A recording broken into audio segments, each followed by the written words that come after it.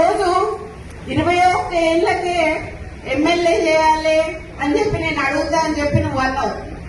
మరి ఇప్పుడు డైపర్లు వేసుకొని ఇప్పుడే తిరుగుతలేడు ఆయన.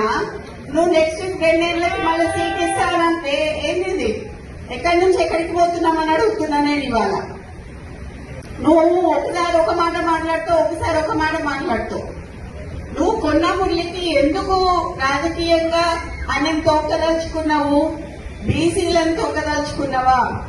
సరే, నేను అనుకున్నా లాస్ట్ టైం మాట్లాడినట్టు రెడ్ల కాంగ్రెస్ అనుకున్నా.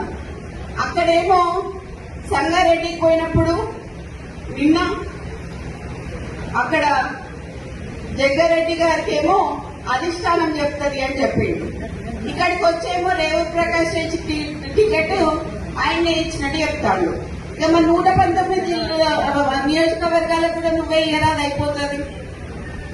ఏదైనా కాంగ్రెస్ లా గుర్తుపెట్టుకో, రేవంత్ రెడ్డి అధిష్టానం నిర్ణయిస్తుంది తప్పితే ఇక్కడ సీల్డ్ కవర్ సీఎం ఉండదు తప్పితే, సీఎం అనేది కుర్చీని కాపాడుకోవాలనంటే కొంచెం నిబద్ధతతో ఉండాలి.